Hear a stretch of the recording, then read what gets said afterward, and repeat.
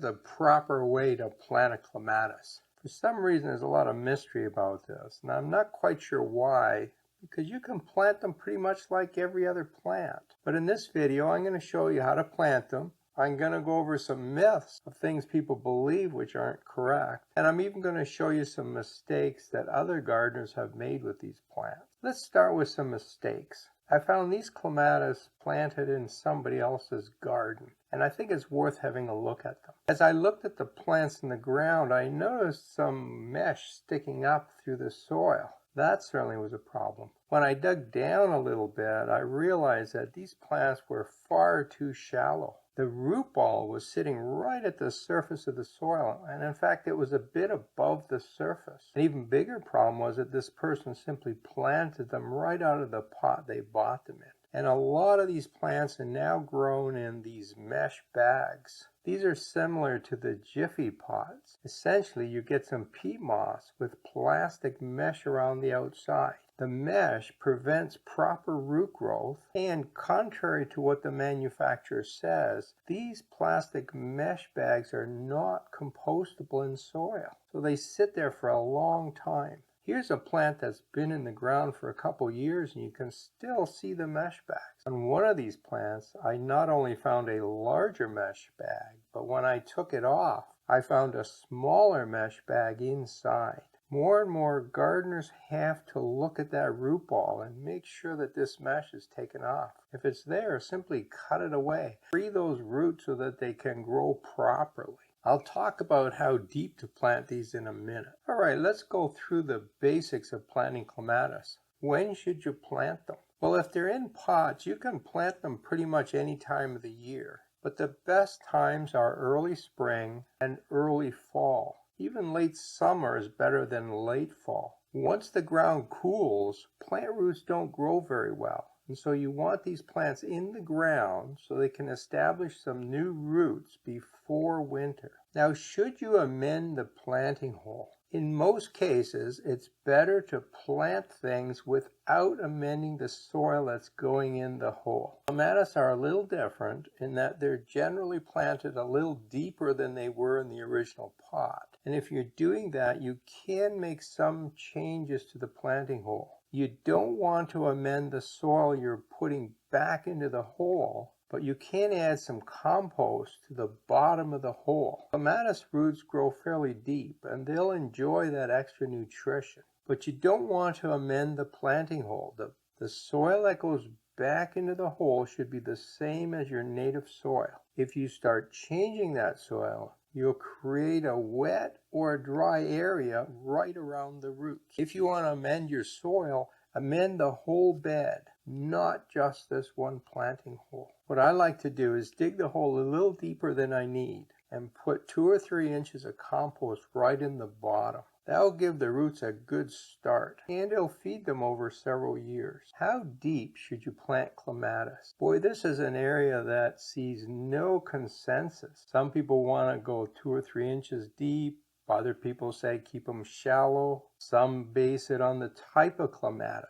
So I read one source that said if it's a type 2 clematis, plant it deeper. If it's any other type of clematis, plant it shallow. I tried to find some scientific evidence that tells us how deep to plant these, and to be honest, I really couldn't find any. The only information online is from gardeners, some of which have a lot of experience with clematis, but since they don't agree, hard to tell what to do. So let's back up a bit and ask the question, why would you plant clematis deeper? Some people claim that if you plant them deeper, they'll make more branching, and so you'll get a fuller vine. I don't know if that's true, but it's possible. The second reason for planting deeper is to prevent your plant from dying if you get clematis wilt. This is a disease that attacks the upper stem and travels down to about the surface of the soil, but for some reason doesn't go deeper than that. So if the crown of the plant is deeper,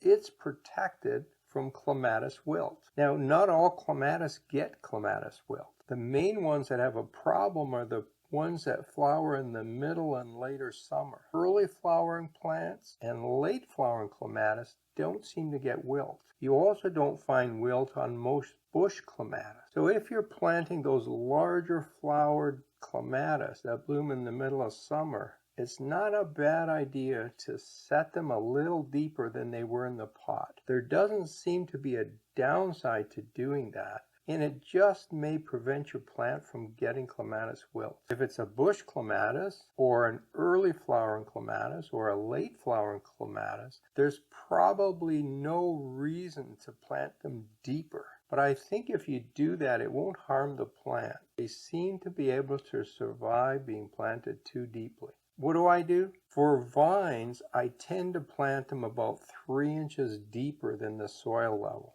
I'm in zone 5, it's a cool climate, so I figure the extra depth just might protect that crown. If it's a bush clematis, I usually plant it at the same level as it is in the pot. The other thing to keep an eye out for is where you plant these. Remember, most clematis are vines, and those need something to climb up. If you're going to put them near a trellis, plant them right underneath that trellis. The other way to grow clematis is up other plants. Shrubs and rose bushes are very common. In that case, you want to plant them a little farther away from the plant. In the case of roses, they can be quite close to that rose. But for shrubs, you really want the clematis planted at the drip line of the shrub. If you're too close to the center of the shrub, it won't get any light and it won't grow properly. So you need to go away from the shrub, give it some good light, and then train it up the shrub. Once it's attached to some branches, it'll just scamper up over the shrub and go all over the place. So give some thought as to how this plant will climb. If you're planting this clematis near another bush, make sure you know how aggressive that clematis is. Here's a picture of Clematis turniflora. It's a species clematis that I had growing up a lilac bush. Now, lilacs are pretty tough plants and pretty tall. But over a couple years, this clematis took over, and it bent the branches of the lilac down so far they broke. This is a beautiful clematis, but it needs something really sturdy to climb on because it's a pretty aggressive grower. Now, should you plant more than one clematis together? Well, there are some advantages for doing that. Some clematis bloom earlier and some later. And if you mix those two, you get a longer bloom period on the same trellis. And that can be really nice. The problem is that if you put two clematis together, almost always one of those clematis are stronger growers than the other. And the strong one will overtake the slower growing one. And unless you know the cultivars, you don't know this ahead of time. So in general, it's better to give each one its own planting hole and each one its own trellis. Now, if you know the cultivar and you know how aggressive they grow, sure, you can put them together.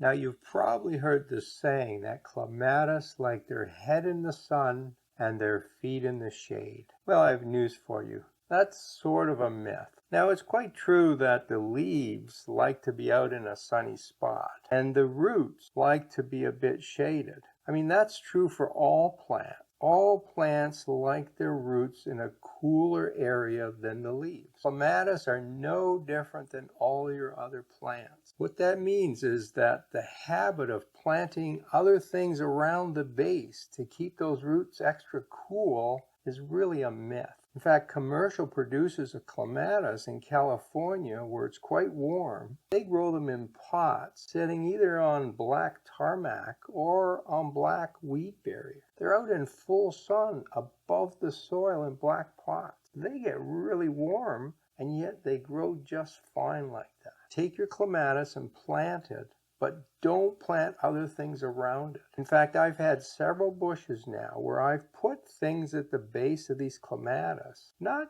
because they needed a cool root growth, but because it just looked better. And what I found was that those clematis are more inclined to get clematis wilt. I think it's due to the humidity that's sitting above the soil. It's too humid with this bush in front of the clematis, and so the clematis wilt takes hold. I've had several plants now that had wilt every year until I removed all the plants around its base. Once I opened it up, gave it more air, allowed the wind to go through, dry it out, those clematis recovered and in subsequent years never showed signs of the wilt. I don't have a lot of scientific evidence to validate that opinion, but I've seen it on a number of bushes now. And since clematis don't need plants growing at their base, it's a good idea not to do that. Just put down some mulch. That will also keep the roots cool. One of the most confusing things about clematis is how to prune them. And I've made a video that goes through this in detail and simplifies the whole process. In fact, this link right here will take you to a number of my videos all about clematis. Have a look at it right now. Happy vining.